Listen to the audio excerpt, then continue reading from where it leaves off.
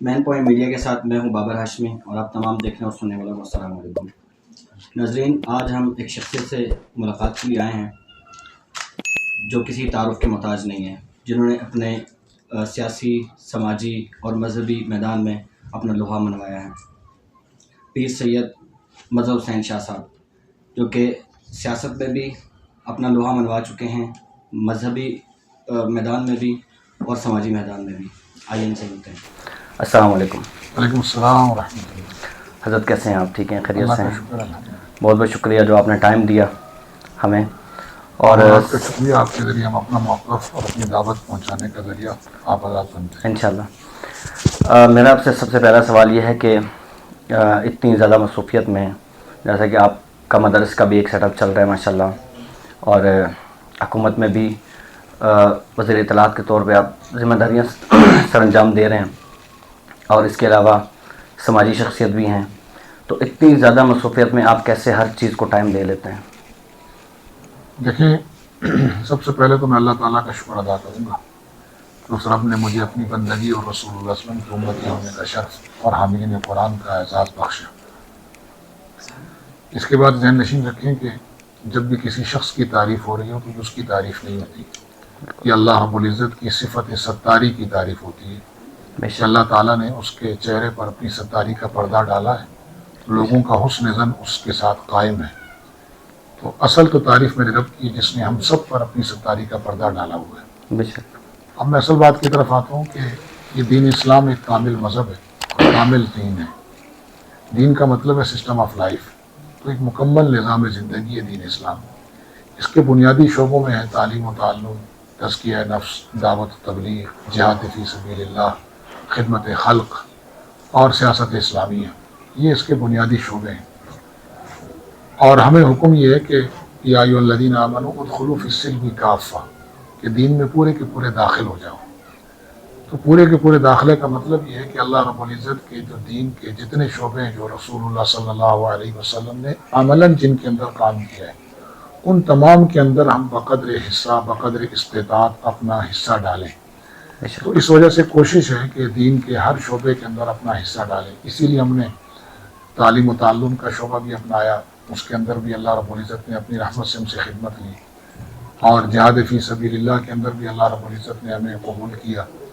تزکیہ نفس کے میدان کے اندر کوشش کر رہے ہیں کہ اپنی سب سے پہلے اپنی اصلاح کر لیں، پھر لوگوں کے لیے ہدایت کا ذریعہ بن جائیں۔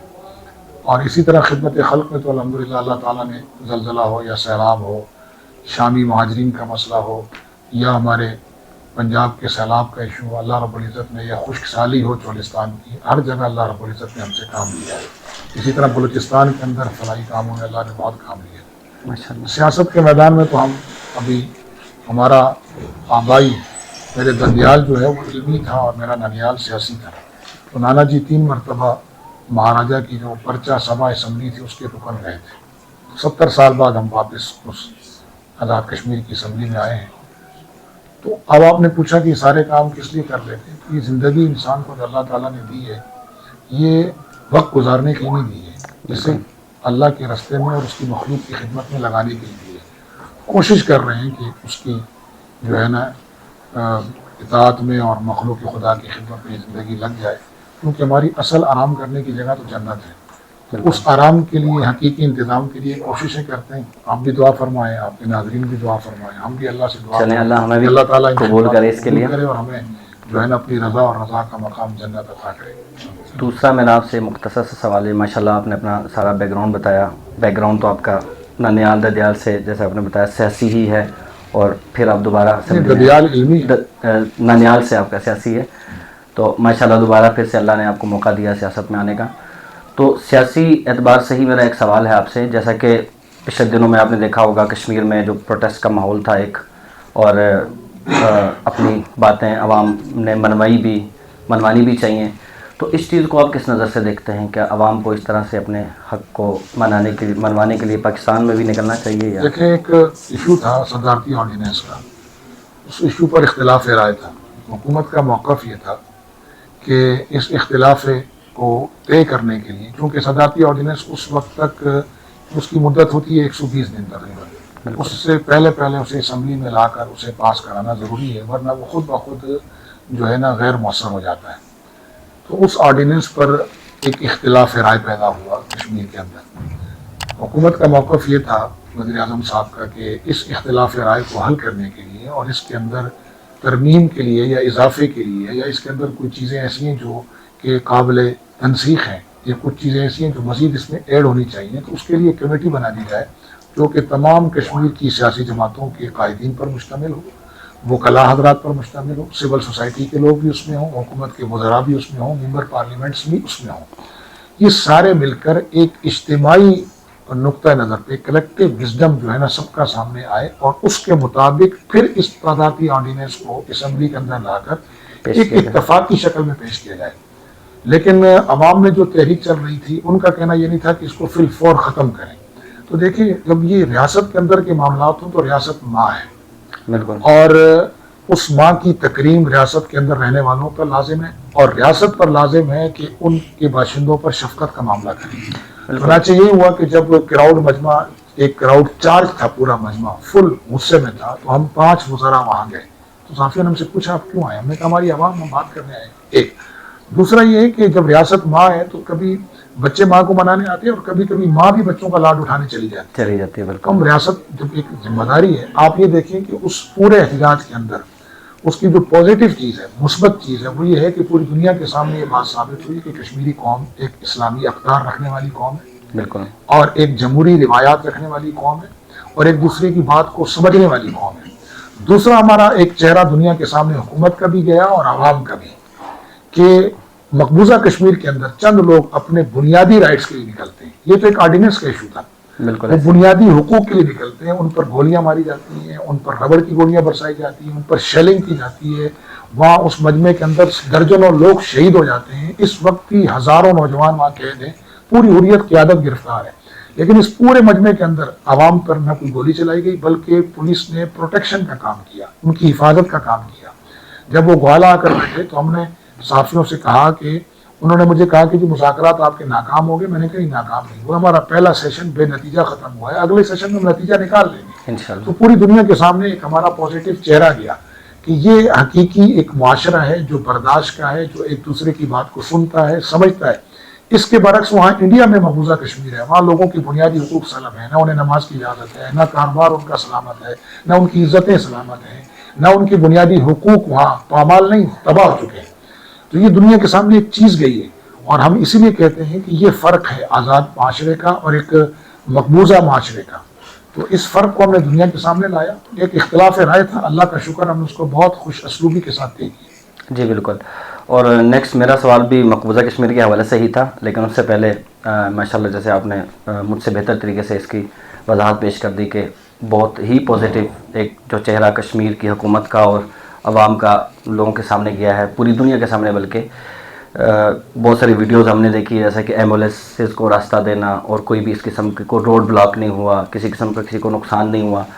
تو مقبوضہ کشمیر کے حوالے سے میرا سوال تھا کہ ہماری حکومت چاہے وہ کشمیر کی ہو یا پاکستان کی حکومت ہو، عوام ہو کشمیر کی یا پاکستان کی عوام، یہ مقبوضہ کشمیر کو آزاد کرنے کے لیے کیا کوششیں کر رہے ہیں؟ در پردہ کچھ کوششیں ہو رہی ہیں یا نہیں؟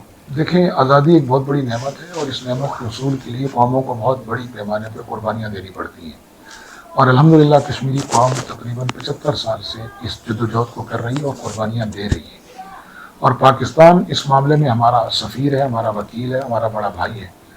اور وہ اپنی حد تک پوری کوشش پاکستانی عوام کی، پاکستانی حکومت اور پاکستان کی سلامتی کے ادارے وہ اپنی بساط کے اندر پوری کوشش کر رہے ہیں. تحریکوں کے اندر عروج و زوال آتا رہتا ہے. اس وقت جو آزاد کشمیر کی جو صورتحال ہے اور موجودہ جو حکومت ہے، آپ نے دیکھا ہوگا وہ حال ہی میں ہمارے وزیر اعظم صاحب نے ایک بڑا واضح موقف اختیار کیا ہے کہ عالمی دنیا کے جو قوانین ہیں وہ بھی ہمیں اجازت دیتے ہیں اور ہمارا مذہب بھی ہمیں اجازت دیتا ہے. اور میں خود کئی مرتبہ اسمبلی کے اندر یہ اسپیچ کر چکا ہوں اور ابھی ہم ترکی میں کانفرنس میں گئے تھے، وہاں بھی ہم نے یہی بات کی کہ ہم جب گلوبل ولیج میں رہتے ہیں تو اس گلوبل ولیج کے کچھ قوانین ہیں، ان قوانین کے تحت بھی کسی بھی قوم کو، کسی بھی فرد کو پرسنل پروٹیکشن کا حق حاصل ہے، اپنے ذاتی دفاع کا حق حاصل ہے. تو ہمیں وہ عالمی قوانین بھی اجازت دیتے ہیں کہ ہم اپنی جدوجہد کو ہر طریقے سے جاری رکھیں. اور مذہب بھی مجھے اجازت دیتا ہے کہ جب آپ پر ظلم ہو تو ظلم کے خاتمے کے لیے اور اپنی آزادی کے لیے آپ کو ہر قسم کا حق حاصل ہے حدود شریعت کے اندر کہ آپ اس حق کو استعمال کرتے ہوئے اپنی آزادی کو حاصل کریں. بالکل. اب جو موجودہ صورتحال ہے کہ عالمی پیمانے جو ہے دنیا کے انصاف کے وہ دو ہیں. مشرقی تیمور اور جنوبی سوڈان کے بارے میں ان کے پیمانے الگ ہیں, وہاں مسائل فوراً حل کر لیے جاتے ہیں, جبکہ فلسطین اور کشمیر کے بارے میں یعنی اسلامی دنیا کے بارے میں عالمی جو مؤثر لوگ ہیں یا مؤثر ادارے ہیں ان کے پیمانے الگ ہیں.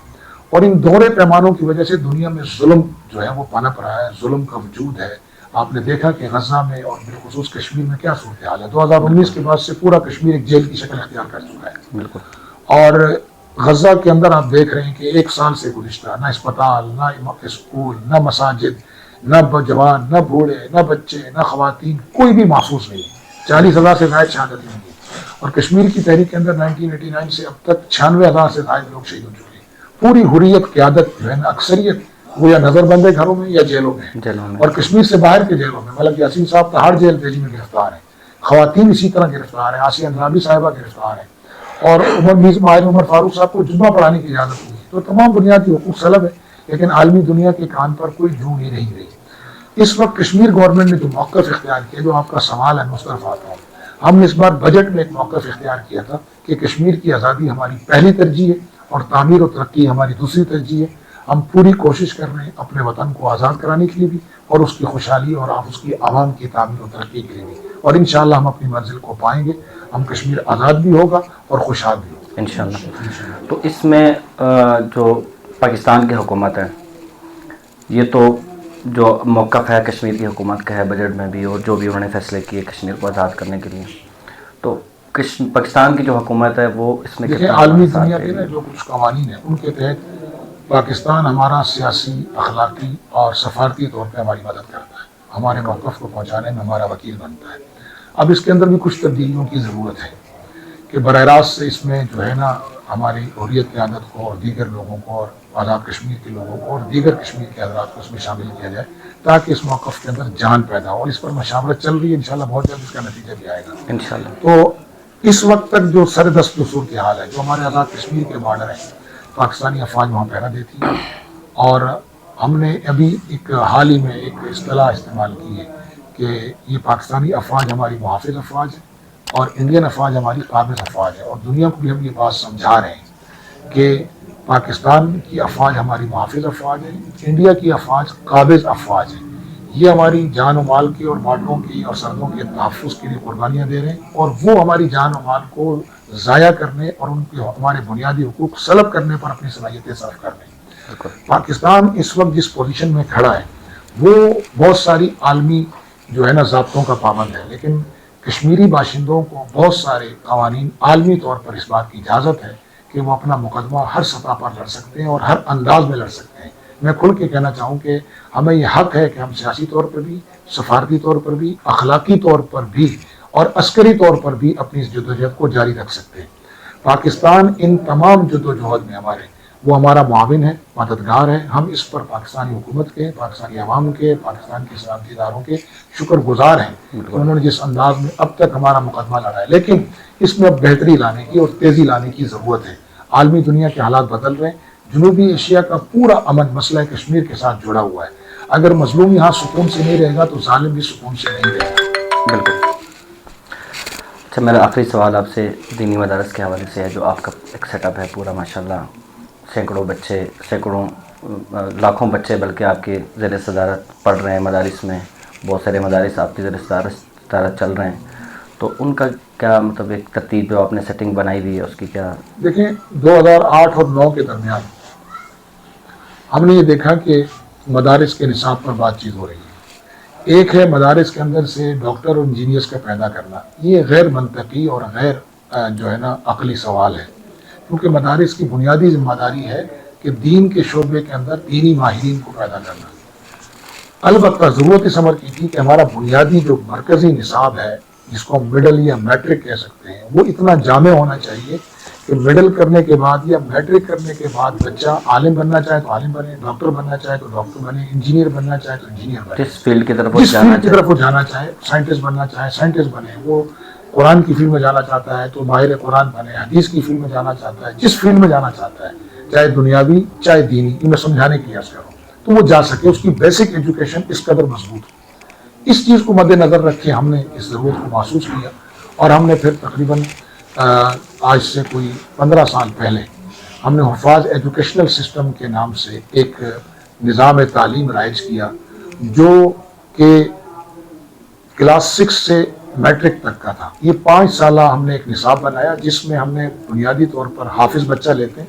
اس وقت ہماری جتنی برانچز ہیں یہ ہم سے ملحقہ جن لوگوں نے ہم سے نصاب لیا ہوا ہے، جو اس حفاظ ایجوکیشنل سسٹم میں جڑے ہوئے لوگ ہیں یا جڑے ہوئے ادارے ہیں، یہ تقریباً 150 سے زائد ادارے ہیں اس وقت جو اس حفاظ ایجوکیشنل سسٹم سے جڑے ہوئے ہیں۔ اس میں ہم ایک حافظ بچے کو 5 سال کے اندر کلاس 6 سے لے کر میٹرک تک کی دنیاوی تعلیم بھی دیتے ہیں، عربی زبان بطور زبان سکھاتے ہیں، انگریزی زبان بطور زبان سکھاتے ہیں، اور ان اداروں کے اندر مختلف جگہوں پر کہیں سائنس کے ساتھ اور کہیں جنرل گروپ کے ساتھ ہم انہیں میٹرک بھی کراتے ہیں۔ اور پھر ایک اور خوبی یہ ہے کہ 2 سالہ درس نظامی بھی ان 5 سالوں کے اندر بچہ کر لیتا ہے، یعنی درجہ ثانویہ عامہ کا امتحان بھی وہ ان 5 سالوں کے اندر دیتا ہے، میٹرک کا امتحان بھی دیتا ہے۔ پھر ایک اور بہت زیادہ اہم چیز ہے جس کو ہم نے خاص طور پر فوکس کیا، وہ تھا قرآن مجید کا ترجمہ۔ چنانچہ ہمارے بڑے بھائی حضرت اقدس مفتی ابوالبابا صاحب کا ترتیب دیا ہوا جو قرآن عربی کا ایک نظام ہے، اور قرآن عربی کے تحت جو ہم ایک ترجمہ پڑھاتے ہیں، اس کے تحت ہم اپنی کلاس 6 کے اندر ہی بچے کو الحمدللہ، جس کو ہمارے ہاں مدارس کی زبان میں دادی اول کہتے ہیں اور عصری زبان میں کلاس 6 کو ہم کہتے ہیں، تو کلاس 6 میں ہی ہم بچے کو قرآن مجید کا 80 سے 90% ترجمہ الحمدللہ سکھا دیتے ہیں ود گرامر۔ اسے یہ معلوم ہوتا ہے کہ اس لفظ کا مصدر کیا ہے، اس کا ماضی کا صیغہ کیسے بنے گا، اس کا مضارع کیسے بنے گا، اس کا اسم فاعل کیسے، اسم مفعول، پھر اس کے ترجمہ کرنے کی بھی صلاحیت رکھتا ہے۔ اور الحمدللہ جب بچہ ہمارے پاس سے میٹرک کرتا ہے تو ہم اسے تفسیر قرآن بھی الحمدللہ بنیادی طور پر پڑھا چکے ہوتے ہیں۔ تو یہ ہمارے نصاب کی خوبی ہے جو کسی چیز کو چھیڑے بغیر، وفاق المدارس کے نظام کو چھیڑے بغیر اور حکومت کے نظام کو چھیڑے بغیر، ہم نے ایک اپنا 6 to میٹرک تک جو نصاب بنایا اس میں ہم نے شامل کیا۔ اب 3 سال تو وہ عربی اور انگلش زبان اور بیسک چیزیں سیکھتا ہے، اور جب وہ 9 میٹرک میں آتا ہے تو وہ جس جگہ پر ہو، پنجاب میں ہے تو پنجاب بورڈ کے تحت امتحان دیتا ہے، ہمارے اسلام آباد کے جو ادارے ہیں وہ فیڈرل بورڈ کے تحت امتحان دے رہے ہیں، جو کشمیر میں ادارے ہیں وہ میرپور بورڈ اور ایجے کے بورڈ کے تحت امتحان دیتے ہیں، جو سندھ میں ادارے ہیں وہ سندھ بورڈ کے تحت، جو کراچی میں ہے وہ کراچی بورڈ کے تحت امتحان دیتے ہیں۔ اسی طرح یہ بچہ جب اولا اور ثانیہ پڑھتا ہے تو یہ وفاق المدارس العربیہ کے تحت وفاق کا امتحان دیتا ہے، ثانیہ عامہ کا۔ تو الحمدللہ ایک ایسا نظام ہے کہ جس کی اس وقت اتنی ضرورت ہے اور ڈیمانڈ ہے کہ ہم ٹیچر نہیں پورے کر پا رہے ہیں۔ چنانچہ اب ہم کچھ عرصے سے ٹیچر ٹریننگ پروگرام بھی ہم نے شروع کیا ہوا ہے۔ اس سال بھی ہمارے پاس تقریباً 35 کے قریب ٹیچر جو ہے نا وہ ٹریننگ پا رہے ہیں، جن کو ہم آئندہ سال مختلف نئے شامل ہونے والے اداروں کو وہ ہم ٹیچر پرووائڈ کریں گے انشاءاللہ۔ میرا خود بھی چونکہ ایجوکیشن کے ساتھ تعلق ہے تو میں نے بھی یہ چیز کافی محسوس کی، کیونکہ 2008 میں 2008 تک میں بھی مدرسے میں تھا، الحمدللہ حفظ کیا اور درس نظامی میں بھی کچھ درجات پڑھے۔ تب تک جو صورتحال تھی مدارس کی، اس میں اس چیز کی بہت زیادہ ضرورت تھی، اور اب ماشاءاللہ کافی سارے مدارس اس چیز پہ چل رہے ہیں۔ اس میں نا 2 چیزیں، ایک تو چیز یہ ہے کہ ایک فوکس نظریہ یہ ہے کہ مدارس سے ڈاکٹر انجینئر بننے چاہیے۔ یہ ایسے ہی غیر عقلی تقاضا ہے جیسے کوئی جا کر جو ہے این ای ڈی یونیورسٹی میں کھڑا ہو کر کے یہاں سے ڈاکٹر بننے چاہیے، تو وہ کہیں گے یہ ٹیکنیکل یونیورسٹی ہے، یہ انجینئر پیدا کرتی ہے۔ یا کوئی جا کر کنگ ایڈورڈ میڈیکل کالج کے باہر کھڑا ہو جائے اور وہاں جا کر کہے جی یہاں سے انجینئر کیوں نہیں پیدا ہو رہے، یہاں سے شیخ الحدیث کیوں نہیں بن رہے، تو انہیں کہا جائے گا کہ کنگ ایڈورڈ میڈیکل کالج جو ہے وہ ڈاکٹر بنانے کے لیے۔ پھر ہر فیلڈ کے اندر اس وقت اتنا زیادہ جو ہے اسپیشلائزیشن کورس ہو رہے ہیں جس کو ہم تخصصات کہتے ہیں، وہ ہر فیلڈ کے اندر اب اتنی مہارت چاہیے ہوتی ہے کہ اس کے بغیر اب آدمی کا گزارا نہیں ہے۔ مثلاً وہ اگر عالم کی فیلڈ میں آیا ہے تو اس کو مفتی بننے کے لیے الگ تخصص کرنا ہے، اسے حدیث کے اندر الگ تخصص کرنا ہے، اسے جو ہے وہ قرآن کے اندر الگ پھر اس کو تخصص کرنا ہے قرات کا۔ تو یہ فیلڈ اتنی پھیل چکی ہے۔ اسی طرح ڈاکٹری کے اندر کوئی simple M B B S کو تو آج کل کو پوچھتا ہی نہیں، جب تک وہ اگلی اپنی فیلڈ کے اندر، چاہے نیرو کے اندر، ہارٹ کے اندر، جنرل سرجری کے اندر یا کسی بھی فیلڈ کے اندر جا کر وہ ایف سی پی ایس نہ کرے، اب اس کی کوئی ویلیو نہیں رہی ایم بی ایس کی۔ تو خود مدارس کی دنیا میں ایک تو یہ نظریہ تھا کہ مدارس کا نصاب تبدیل کر دیا جائے اور وہاں سے ڈاکٹر انجینئر پیدا کیے جائیں، یہ غیر عقلی بات تھی، یہ ان لاجیکل بات تھی۔ ایک یہ تھا کہ جدید حالات کے مطابق ہمارا میٹرک کا نظام، پرائمری سے لے کر میٹرک تک کا ایسا نظام بنایا جائے کہ اس نظام سے نکلنے والا بچہ اگر مدرسے میں جائے تو اس کو اجنبیت محسوس نہ ہو، وہ کالج یونیورسٹی میں جائے تو اس کے لیے کوئی مشکل محسوس نہ ہو۔ الحمدللہ حفاظ ایجوکیشنل سسٹم کا یہ نظام مدارس کی دنیا کو بھی علماء دے رہا ہے اور کالج یونیورسٹی کو بھی انشاءاللہ آنے والے وقتوں میں آپ دیکھیں گے ہمارے جو بیچز نکل کر جا چکے ہیں اور وہ مختلف اداروں میں پڑھ رہے ہیں، وہ ایک اچھا इंसान दोस्त और इस्लाम पसंद डॉक्टर और इंजीनियर और एक मुहिब वतन डॉक्टर और इंजीनियर भी ये निज़ाम इंशाल्लाह इस माशरे को देगा। इंशाल्लाह उम्मीद है कि ये आपकी इस कोशिश से ये जो कॉन्सेप्ट है लोगों का कि मदरसे में पढ़ने वाले लोग नकम्मे होते हैं नाउज़ुबिल्लाह, या फिर वो किसी फील्ड में एडजस्ट नहीं हो सकते। ऐसा तो मैं नहीं समझता, मैं मदरसे का पढ़ा हुआ नहीं, और लोगों का मेरे पास इस वक्त लोगों का डिपार्टमेंट है। पहले हैसियत पार्लिमानी सेक्रेटरी मेरे पास जेल खाना जात का डिपार्टमेंट रहा, बिल्कुल, और हमने उसके अंदर भी काफ़ी बेहतरी की। फिर मेरे पास ज़कात उशर का निज़ाम आया तो हमने उसकी बुनियाद रखी कि इस पूरे निज़ाम को तब्दील करके इसको IT पर शिफ्ट करके और इस निज़ाम के अंदर जो हमारे खराजात गैर ज़रूरी हो रहे हैं बजाय मुस्तहिकीन को जाने के, उसकी हमने तहरीक चलाई थी आज से 2 साल पहले, और अल्हम्दुलिल्लाह अब जाकर वो मुकम्मल हुई है। अब हमारी 100% ज़कात, पहले 54 करोड़ ज़कात में से 50% ज़कात तकरीबन वो इंतज़ामी खैरात में खर्च हो जाती थी। अल्हम्दुलिल्लाह हमारी उस तहरीक के नतीजे में अब 100% ज़कात मुस्तहिकीन पर खर्च हो रही और उनकी पूरी इज्जत नफ्स का ख्याल रखते हुए खर्च हो रही। फिर हमारे पास बतौर 1 साल तकरीबन मैं प्राइम मिनिस्टर इंस्पेक्शन और इम्प्लीमेंटेशन कमीशन का मैं चेयरमैन रहा, ये हमारे यहाँ एक वजारत भी है।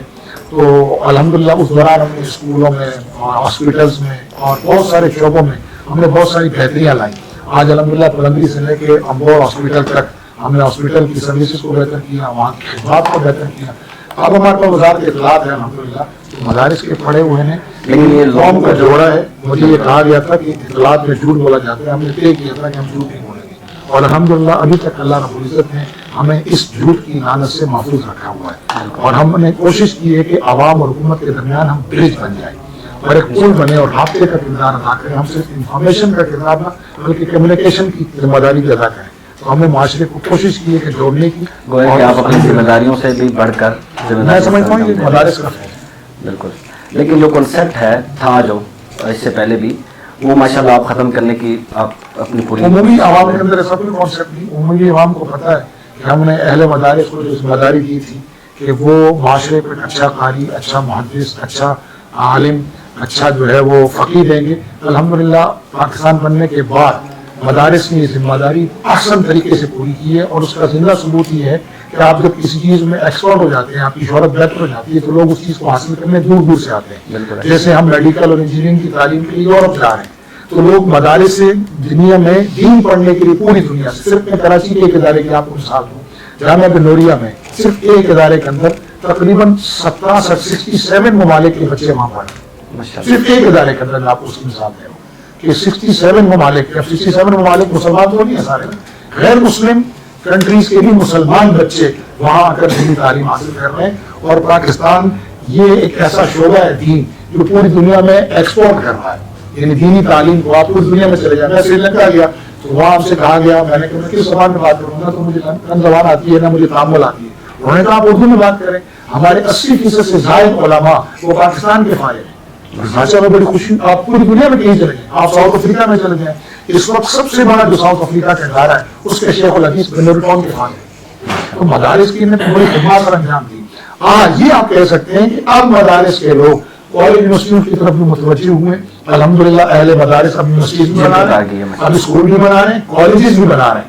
मदारिस की तालीम को अलग रखकर स्कूल, कॉलेज और यूनिवर्सिटियां बना रहे हैं, ताकि माशरे के अंदर इस फील्ड के अंदर भी हम इंशाअल्लाह अल्लाह की ज़ात से उम्मीद है कि इस कदर तरक्की करेंगे कि लोग फिर मेडिकल पढ़ने और इंजीनियरिंग पढ़ने आएंगे इंशाअल्लाह। अच्छा, मेरा आखिरी सवाल है आपसे कि जो अभी तहरीक चल रही थी, मौलाना फजल रहमान साहब ने भी इसमें काफ़ी कोशिश की जो मदारिस को रजिस्टर करने के हवाले से, तो इसको किस नज़र से आप देखते हैं? अल्हम्दुलिल्लाह पाकिस्तान में रजिस्टर माहौल बकिया ममालिक से, चाहे वो मुस्लिम ममालिक हैं चाहे गैर मुस्लिम ममालिक, तो खैर बात ही नहीं करनी होती, तो मुस्लिम ममालिक से भी बहुत ज़्यादा अच्छा है। ये पाकिस्तान के अंदर दीनी तालीम के अंदर कोई रुकावट नहीं है। अलबत्ता एक नुक्ता नज़र था कि इन इदारों को प्रॉपर तरीके से रजिस्ट्रेशन की जाए और इन इदारों का जो हक है, और ये जो कौम की खिदमत कर रहे हैं कि कौम के अंदर लिटरेसी रेट बढ़ा रहे हैं, कौम के बच्चों को पढ़ा रहे हैं, और हमारी ज़रूरत है। देखिए डॉक्टर इंजीनियर जिस तरह इस माशरे की ज़रूरत है कि वक्त तामीर इंजीनियर ज़रूरत पड़ता है, वक्त बीमारी डॉक्टर ज़रूरत पड़ता है, इसी तरह एक आलिम की